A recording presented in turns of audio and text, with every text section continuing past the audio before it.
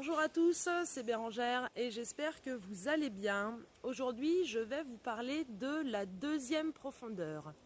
Alors, en Jinshinjutsu, la deuxième profondeur est associée à l'émotion de la tristesse. Donc, nous allons voir ensemble un petit peu qu'est-ce que la tristesse. La tristesse est une émotion de manque. Elle nous parle de carence affective. Cette carence peut aussi bien concerner des personnes que des situations. Par exemple, nous allons ressentir du chagrin suite au décès ou au départ d'une personne ou d'un animal. Nous pouvons aussi nous sentir tristes de ne pas avoir réussi quelque chose qui comptait énormément à nos yeux, comme un examen ou une prestation artistique. On va pouvoir ressentir de la tristesse lorsqu'on va associer le sentiment d'un échec, de ne pas avoir réussi quelque chose, une action dans laquelle on plaçait des attentes. Il est vraiment important de se donner le temps d'éprouver sa tristesse, de reconnaître les besoins qui se cachent derrière et de se poser cette question: pourquoi je me sens triste ? Reconnaître sa tristesse, c'est déjà un pas capital parce qu'en fait, ça va nous permettre d'identifier vraiment les besoins profonds qui sont mis, les besoins profonds de manque qui sont mis en évidence par cette situation ou par le comportement d'une personne en face de nous. Nier sa tristesse en se disant qu'on est fort conduit souvent à la colère. Ça veut dire, comme toutes les émotions, lorsqu'on ne va pas les reconnaître et lorsqu'on va se mentir, en fait, ça va aggraver l'émotion, ça va la cristalliser au lieu de venir voir réellement de quoi elle nous parle. Donc, si on part par exemple sur l'émotion de la colère parce qu'on va nier sa tristesse, celle-ci va alors être dirigée vers le responsable désigné de la tristesse ressentie ou la situation. Et à ce moment-là, on n'est plus dans quelque chose de fluide et surtout, on vient se mentir à nous-mêmes parce qu'on remet la cause et la responsabilité de notre tristesse à l'extérieur de nous, sur un sujet extérieur. Donc on n'est plus dans l'authenticité par rapport à nous-mêmes et on est dans une forme de déni en fait.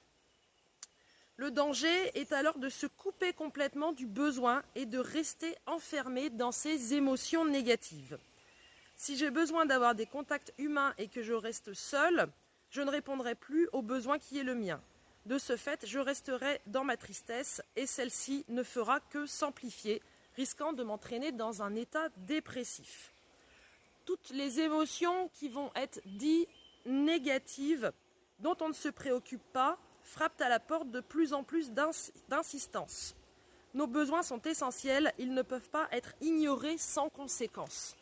Et en fait, si je ne viens pas écouter mon émotion de tristesse lorsqu'elle se traverse, elle va venir se transformer en symptôme dans le corps. Et comme on dit, notre corps sait. Notre corps a une intelligence, et notamment une intelligence émotionnelle qui souvent dépasse notre mental. Et on peut se rendre compte que souvent une tristesse va apparaître lorsque notre corps sait qu'une situation est terminée, est achevée, mais que notre mental ne veut pas lâcher prise, que notre mental ne veut pas s'ouvrir à la nouveauté. On va rester un petit peu bloqué dans le passé et du coup, on ne va pas pouvoir continuer d'évoluer. Chaque émotion vient nous donner des informations et notamment, c'est l'émotion qui va nous permettre de lâcher prise sur un comportement, sur un schéma qui était déjà en place ou à l'inverse, de venir contacter à l'intérieur de nous des besoins, des manques qui sont parfois là depuis la petite enfance et on a grandi avec ces manques-là, on a construit des schémas autour de ces manques-là, des schémas d'action en fait, de comportement et il arrive un moment où ces schémas-là avec lesquels on a grandi ne correspondent plus et donc la vie vient nous mettre en face des situations, des questionnements pour nous aider en fait à résoudre tous ces besoins qu'on n'a pas, avec lesquels on a grandi et qu'on n'a pas pris le temps de venir soigner.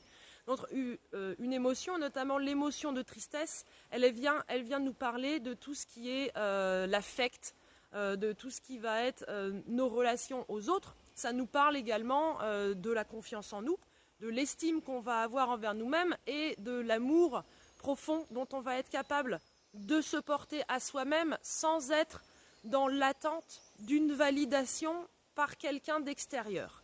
Et à partir du moment où on arrive à se valoriser soi-même en fait et à avoir suffisamment d'estime et de confiance en soi, eh bien on gagne en autonomie au niveau affectif et on n'est plus dans une dépendance par rapport aux autres et ça c'est ce qui permet d'être libre en fait. Donc on va venir voir comment en Jin Shinjutsu, eh bien on va pouvoir aider lorsqu'une profonde tristesse arrive ou s'installe et que avec juste le mental en fait on n'arrive plus à faire face, eh bien avec certains outils de Jin Shinjutsu on va pouvoir prendre du recul pour pouvoir lâcher prise sur cette émotion et vraiment se rendre compte, prendre conscience des manques et des blessures dont cette émotion vient nous parler. Alors, la deuxième profondeur, au niveau énergétique, elle est reliée à deux flux d'organes qui sont le poumon et le côlon.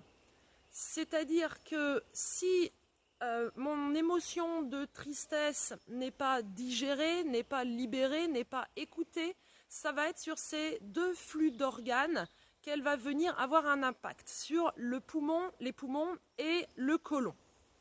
Donc, on va avoir une certaine forme de symptômes qui peuvent apparaître si par exemple on n'a pas identifié que c'était l'émotion de tristesse par laquelle on était en train de se laisser déborder. Notre corps va mettre en place un certain nombre de symptômes qui vont être en lien avec les fonctions énergétiques de poumon et de côlon. Donc par exemple, lorsqu'on ne se sent pas en harmonie, lorsqu'on sent qu'il y a vraiment quelque chose qui gêne, qui bloque, lorsqu'on sent que c'est pas fluide, lorsqu'on dit je sais pas où ça me tient, voilà, je me sens pas à ma place, je me sens pas à la place dans mon corps. Ça parle vraiment de la deuxième profondeur. Lorsqu'on sent que des émotions sont bloquées, ça peut être au niveau de la gorge, ça peut être au niveau du diaphragme. Lorsqu'on va avoir l'impression que notre corps est bloqué entre le haut et le bas, ou lorsqu'on va vraiment avoir l'impression que notre esprit et notre corps ne fonctionnent pas ensemble. Ça, souvent, c'est lié à la deuxième profondeur. Lorsqu'on va se sentir malheureux, qu'on n'en voit pas la sortie, voilà, je n'arrive pas à m'en sortir. Lorsqu'on va se répéter souvent ce genre de phrases négatives, en fait, qui nous tirent vers le bas, qui nous plombent, plutôt que nous aider à passer au-delà, à surmonter. Lorsqu'on ne se sent pas capable de surmonter, ça parle de la deuxième profondeur. Lorsqu'on a le sentiment perpétuel d'être une victime face aux situations ou face aux autres personnes, lorsqu'on se place en fait dans la posture de victime, qu'on a l'impression que tout le monde est contre nous tout le temps, ça parle de la deuxième profondeur également. Lorsqu'on va avoir du mal à respirer, je vous l'ai dit, la deuxième profondeur est en lien avec les poumons. Donc tout ce qui va être en lien avec la respiration, tous les problèmes de respiration, l'asthme par exemple, certains types d'allergies au niveau respiratoire, là ça parle vraiment de la deuxième profondeur et de nos émotions de tristesse qui peuvent être très anciennes, qui peuvent remonter à la petite enfance et dont on n'a plus conscience. Et lorsque c'est des tristesses qui sont accumulées depuis très très très très longtemps, en fait le corps a entre guillemets appris à vivre avec et à développer des symptômes pour vraiment tirer la sonnette d'alarme. Mais des fois c'est tellement ancien que le mental, lui, n'arrive même plus à identifier et c'est le corps tout le temps qui est en train de me dire attention, là tu es dans cette émotion-là et maintenant il faut venir la regarder, il faut venir travailler dessus. Donc tout ce qui va être la cage thoracique, de bloquer, lorsqu'on a l'impression qu'on a un poids à ce niveau-là, un poids au niveau du sternum, lorsqu'on est en position allongée, lorsqu'on a l'impression qu'on a vraiment la poitrine de compressée, ça vient nous parler de la deuxième profondeur. Lorsqu'on va être encombré et qu'on a beaucoup de mucosité, les gens qui toussent tout le temps, qui se raclent la gorge, ça parle de la deuxième profondeur. lorsqu'on se sent triste, lorsqu'on a la sensation de pleurnicher, entre guillemets, en permanence dans la voix, lorsqu'on va avoir une voix un peu nasillarde, un peu ou traînante comme ça. La voix est aussi en lien avec la deuxième profondeur. Les gens qui n'arrivent pas à poser leur voix, c'est des gens qui ne sont pas en place dans leur corps et notamment qui n'arrivent pas à venir avoir une inspiration et une expiration profonde jusque dans le bas des poumons, lorsqu'on va se retrouver à ne respirer qu'avec le haut du corps, lorsqu'on va respirer avec les clavicules ou lorsqu'on va respirer avec le sternum, mais lorsqu'on ne vient pas respirer une respiration abdominale profonde. Lorsqu'on est coupé dans notre respiration, ça parle de la deuxième profondeur également. Tout ce qui va être en lien également avec les problèmes de peau, les éruptions cutanées et la pilosité.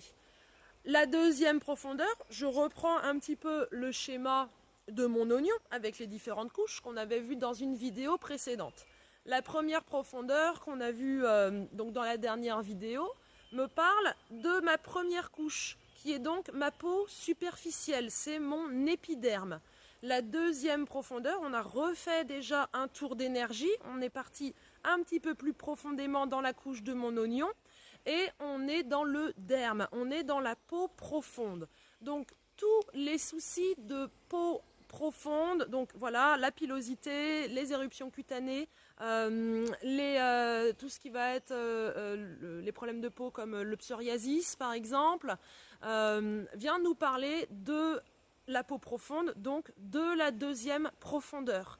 Et si je viens aider ma deuxième profondeur avec les exercices qu'on va voir un petit peu plus loin, eh bien je vais également aider ma peau profonde à se détoxifier et en fait à être à nouveau harmonisée au niveau énergétique.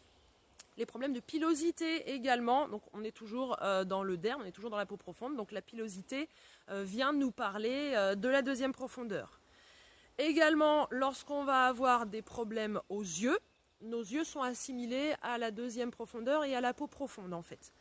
Et bien entendu, je vous ai parlé du côlon, donc tout ce qui va être les problèmes digestifs et notamment la digestion basse. Et aussi lorsqu'on se sent vidé au niveau de notre énergie, lorsque malgré le fait qu'on se repose, eh bien on se sent tout de même fatigué, lorsqu'on n'a pas un sommeil réparateur, tout ce qui va être aussi, donc tous les problèmes de sommeil, les insomnies, lorsqu'on se réveille dans la nuit, etc. Souvent c'est en lien avec la deuxième profondeur, donc souvent avec des tristesses anciennes, si on n'a pas vécu une tristesse récemment dans notre vie. Donc tout ça, en fait, ce sont des indicateurs que le corps vient nous donner pour nous dire attention, la deuxième profondeur est désharmonisée et là il va falloir venir travailler dessus. Donc la deuxième profondeur, elle se situe dans l'annulaire, les annulaires des deux mains. Donc je vais venir tenir mon annulaire de cette façon, avec ma main de l'autre côté, je vais venir tenir mon annulaire, alors un petit peu à la racine, et là je viens presser mon annulaire. En moyenne, je reste 5 minutes par doigt, donc d'un côté et de l'autre. Vous allez sans doute sentir qu'il y a un côté qui est un petit peu plus tendu que l'autre. N'hésitez pas à rester un peu plus longtemps que les 5 minutes pour venir aider à harmoniser la deuxième profondeur et donc toute notre émotion de tristesse. Alors je vous ai parlé de tristesse, mais également on va avoir tout ce qui va être la sensation de rancœur. Je vous parlais du sentiment de d'être victime, et aussi le fait que lorsqu'on se dit que ça vient de l'extérieur, et bien souvent on a de la rancœur qui ressort envers une situation qui n'a pas eu lieu, un sentiment d'injustice aussi. Ça vient nous parler, c'est apparenté à la deuxième profondeur et à la tristesse aussi. Et également la sensation de solitude. Lorsqu'on a beau avoir du monde autour de nous, être entouré, mais qu'on a constamment l'impression d'être seul ou de ne pas être à sa place, j'en parlais déjà un petit peu avant, de vraiment ne pas se sentir à sa place au milieu des gens, lorsqu'on a vraiment cette sensation que quoi qu'on fasse, on est toujours seul, qu'on n'a pas de soutien, ça vient également de nous parler de la deuxième profondeur. Donc j'en reviens sur notre exercice de Jin Shinjutsu, donc venir tenir les annulaires, ça va vraiment aider à harmoniser. Excusez-moi, j'ai des moustiques autour de moi. Vous me voyez faire des gestes comme ça, je ne suis pas en train de devenir folle. Et donc, tenez vos annulaires pour venir harmoniser donc, ces émotions-là. Ça ne va pas venir dissoudre votre chagrin comme par magie, mais comme je le disais, ça va aider votre mental en fait à ne plus avoir le petit vélo qui tourne sans s'arrêter dans la tête, mais à lâcher, à avoir un peu un temps de pause pour pouvoir prendre de la distance et venir identifier les manques qui ne sont pas comblés. Donc les 2 annulaires dans un premier temps. Également, si vous avez donc des soucis, que ce soit des soucis de peau profonde, ou des soucis au niveau respiratoire, au niveau pulmonaire, ou des soucis au niveau digestion basse, donc côlon et poumon, je vais venir aider les trajets énergétiques de ces flux d'organes en venant tenir mes annulaires. C'est extraordinaire. Si j'ai un petit peu plus de temps et que j'ai vraiment envie de venir travailler dans la globalité cette deuxième profondeur, je vais aussi pouvoir tenir mes deuxième orteils. Donc gros orteil, deuxième orteil. Venez tenir vos deuxièmes orteils, ça va venir aider à harmoniser la deuxième profondeur. Également, lorsque vous pratiquez, eh bien, vous pouvez vous aider d'une visualisation qui est sur une de mes pages. Voilà. Donc une visualisation, lorsque vous pratiquez, aidez-vous de la visualisation parce qu'en fait, s'il y en a qui font de la sophrologie, vous savez que l'esprit et le mental sont vraiment créateurs. Et lorsque j'ajoute une visualisation à ma pratique, eh bien, les résultats se font sentir beaucoup plus rapidement. Donc la visualisation, vous vous installez confortablement, vous prenez vos annulaires, donc par exemple si on travaille avec les annulaires de la main droite, et là on va prendre quelques profondes inspirations et expirations, en ayant bien conscience du trajet de la respiration qui passe par les clavicules, par le sternum et qui va jusque dans le ventre. Vous pouvez prendre le temps vraiment de sentir le mouvement du ventre qui se gonfle et se dégonfle à l'inspire et à l'expire. Vous prenez ce temps-là, consciemment, de venir respirer en conscience. Et à l'inspire, vous vous dites, j'inspire l'apaisement, j'inspire la paix, j'inspire le calme, j'inspire la joie. Parce que l'inverse de la tristesse, ça va être la joie. Et à l'expire, j'expire toutes les rancœurs, j'expire toutes les solitudes, j'expire toutes mes tristesses, j'expire tout ce dont je n'ai plus besoin, vraiment. Et faites, voilà, plusieurs fois, à l'inspire, j'inspire la paix, le calme, la sérénité, la joie, et à l'expire, j'expire la tristesse, la rancœur, la solitude, le sentiment de victime, enfin vraiment tout ce qui vous vient à l'esprit, travaillez avec cette respiration-là, en même temps que vous travaillez sur vos doigts. Vous pouvez rajouter aussi une couleur, parce que visualiser les couleurs, ça va venir aider votre mental et votre corps aussi dans le travail énergétique. Donc à la deuxième profondeur, on associe la couleur blanche. Donc lorsque vous expirez, c'est toujours quelque chose d'assez sombre, comme si vous soufflez un nuage noir, en fait une fumée noire entre les lèvres, et à l'inspire, j'inspire la couleur blanche et elle vient se répandre, elle vient se diffuser dans tout mon corps et surtout dans toutes les parties de mon être qui sont blessées et qui ont besoin d'amour en fait, par cette lumière blanche, cette couleur blanche. Voilà, je vais arrêter par ici pour la deuxième profondeur. Je vous retrouve prochainement pour une prochaine vidéo. Je vous souhaite à tous une belle pratique. N'hésitez pas à mettre quelques commentaires sous la vidéo si vous pratiquez sur vous et que vous ressentez les besoins ou en tout cas les améliorations que le Jinshin Jutsu et que les pratiques énergétiques peuvent apporter dans votre vie. Je pense que ça peut aider les personnes autour de vous si vous faites ce partage. Et comme d'habitude, si vous appréciez mes vidéos, n'hésitez pas à mettre un petit pouce bleu et à les partager autour de vous. Voilà, je vous souhaite à tous une bonne journée ou une bonne soirée. À très bientôt. Bye bye.